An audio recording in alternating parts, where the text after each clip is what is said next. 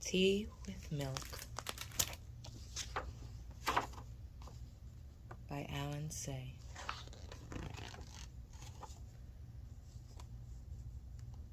For Saito Misako Sensei. From the window in her room, the girl could see the city of San Francisco. She imagined that it was a city of many palaces, and one day her father would take her there. He had promised, riding on a paddle steamer across the shiny bay.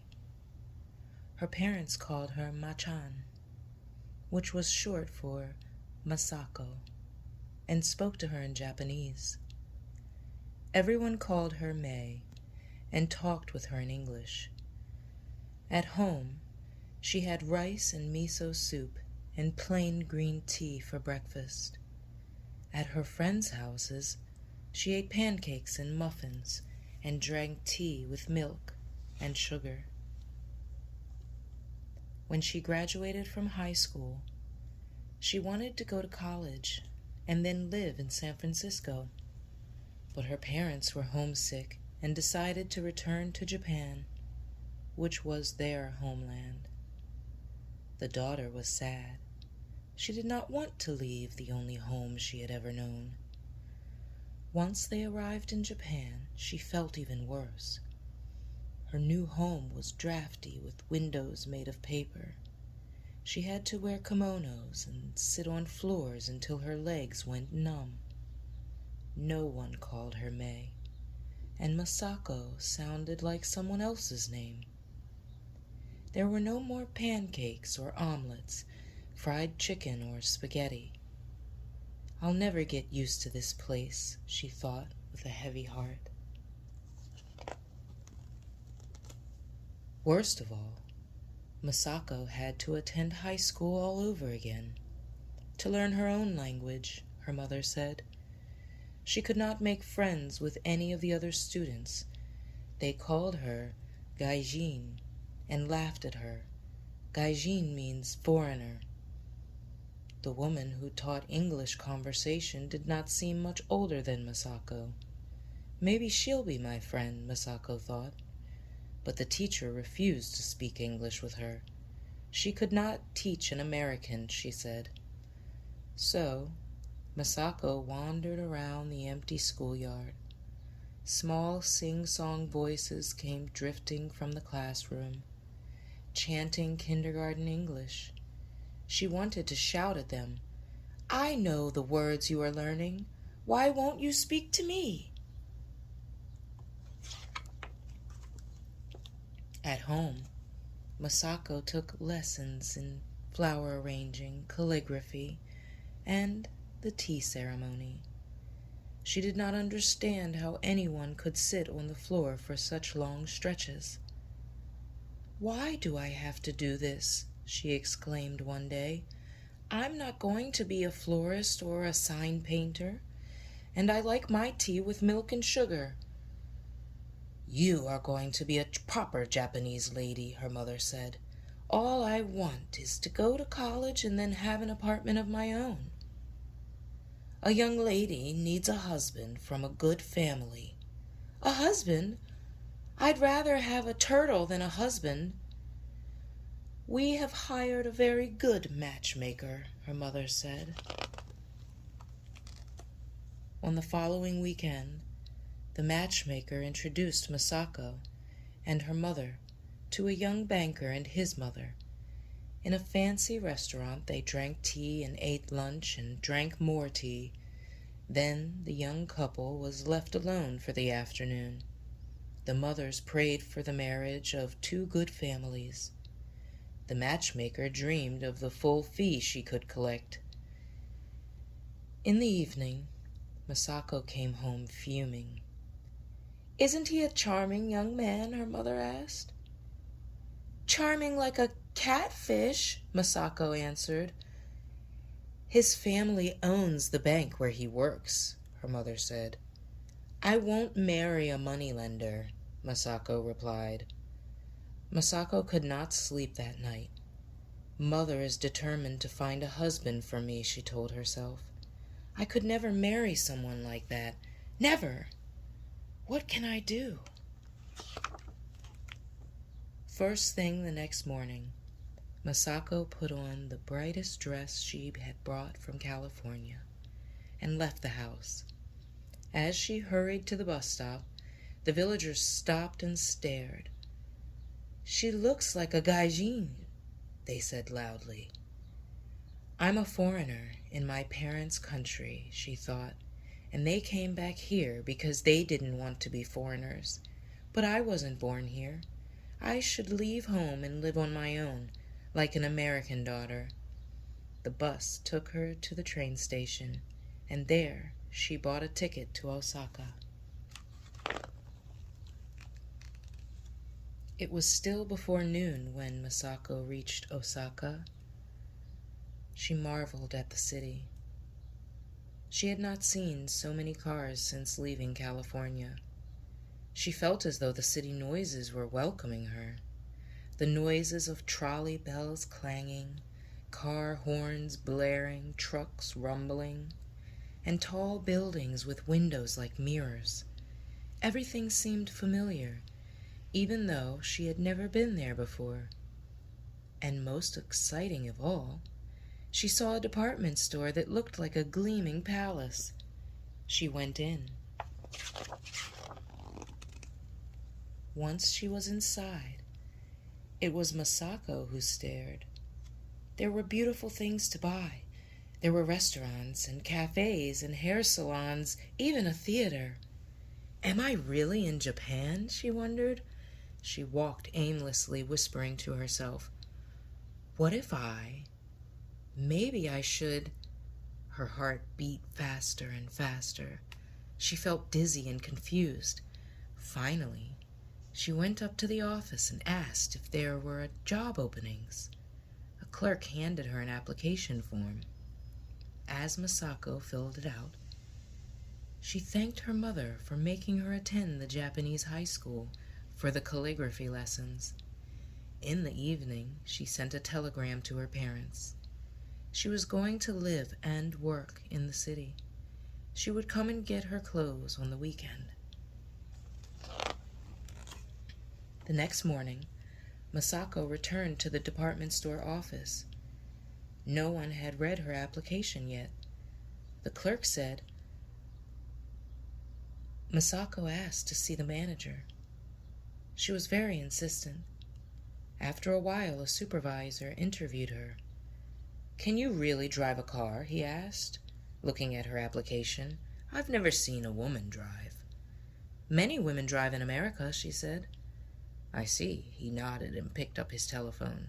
Soon a girl appeared and took Masako to a changing room and gave her a uniform. An hour later, Masako was driving an elevator cage up and down, bowing to customers and announcing the floors. She rented a room in a rooming house for university students. Her parents were not happy, especially her mother. It was shameful for ladies to work, she said. Masako did not tell her she was an elevator girl. It was not long before Masako became bored with her job. Could I do something else? She asked the supervisor. You can stand by the main entrance and bow to the customers, he said. Only bowing all day long? She asked. He nodded. Masako returned to her elevator.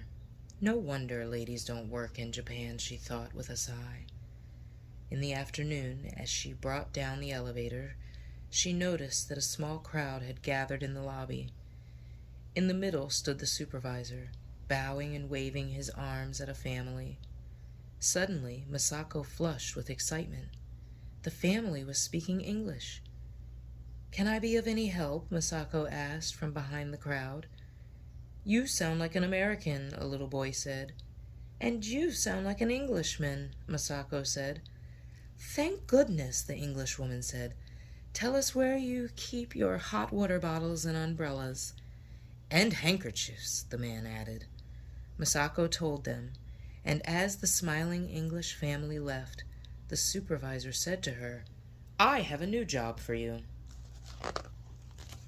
Masako became the store's guide for foreign businessmen. She had to wear a kimono for the job. How funny, she thought, that she had to look like a Japanese lady to speak English. The odd thing was that the kimono did not seem so uncomfortable now. After some weeks, Masako noticed a young man who joined her tour 2 days in a row. She saw him again on the third morning. He did not look like a foreigner, and so she said to him in Japanese, "Surely you must know every corner of the store by now."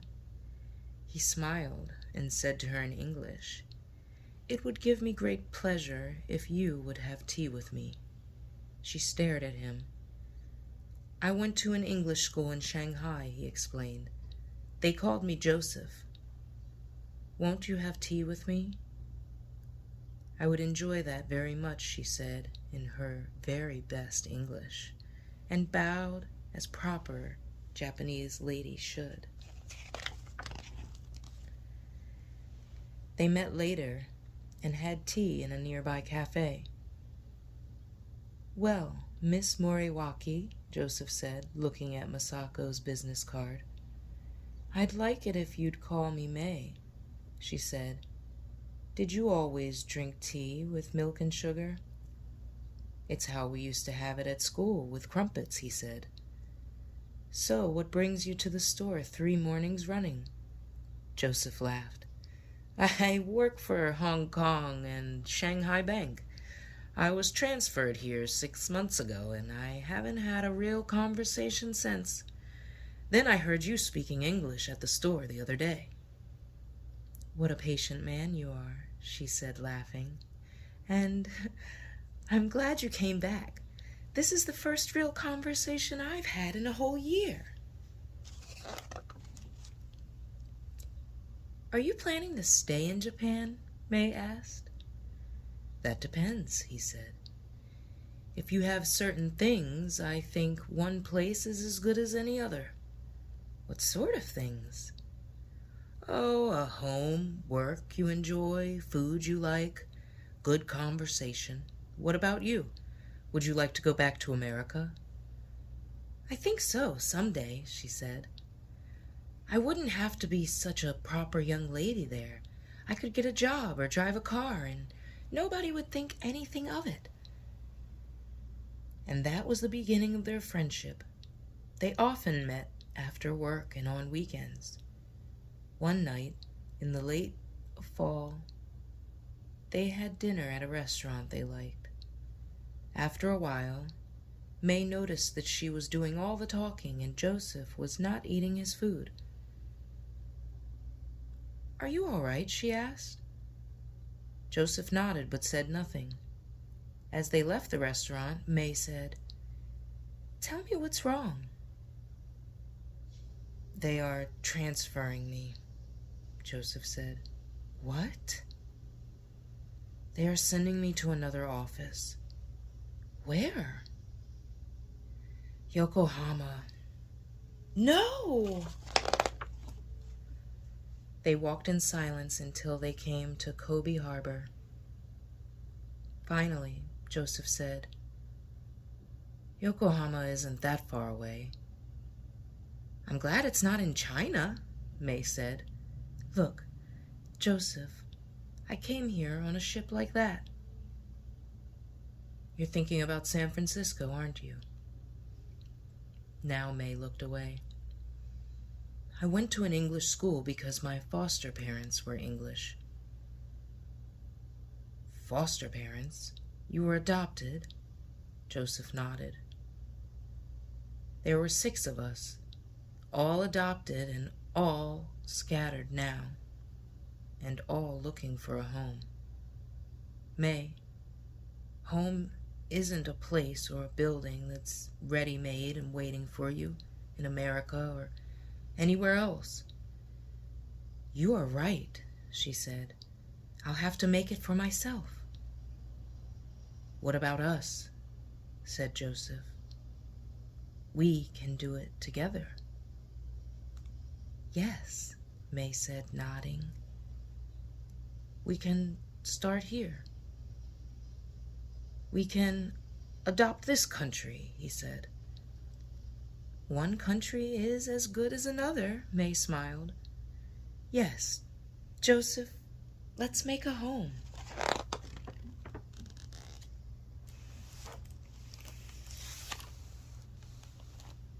So they were married in Yokohama and made a home there. I was their first child. My father called my mother May, but to everyone else, she was Masako. At home, they spoke English to each other and Japanese to me. Sometimes my mother wore a kimono, but she never got used to sitting on the floor for very long. All this happened a long time ago, but even today, I always drink my tea with milk and sugar.